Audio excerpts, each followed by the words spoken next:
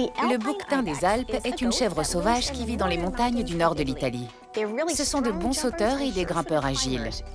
Ils sont capables d'exploiter l'irrégularité du terrain pour grimper sur des versants escarpés. Mais la paroi rocheuse la plus abrupte de ces montagnes n'est pas une falaise. Il s'agit du barrage du lac Cinghino.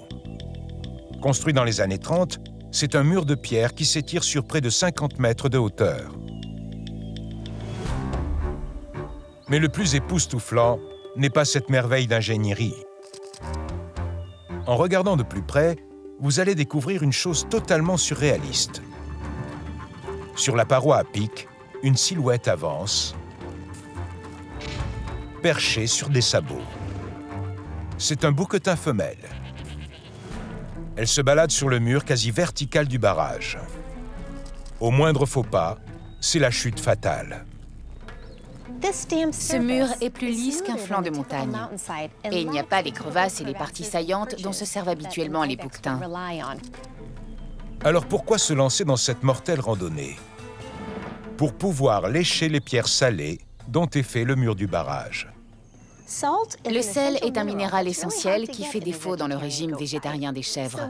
À partir du moment où le bouquetin se rend compte que le mur peut lui fournir ce nutriment, il ne faut pas s'étonner de le voir escalader la paroi comme si c'était une simple montagne.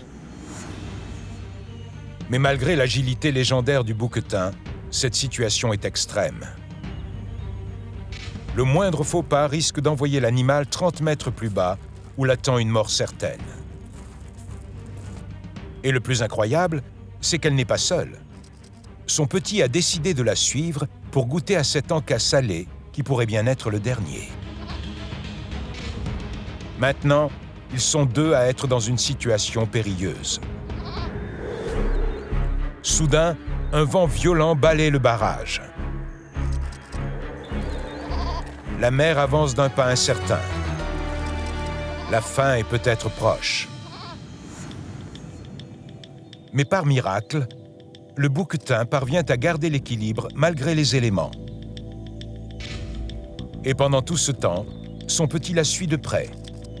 Finalement, tous les deux parviennent à revenir en sécurité sur le plancher des vaches.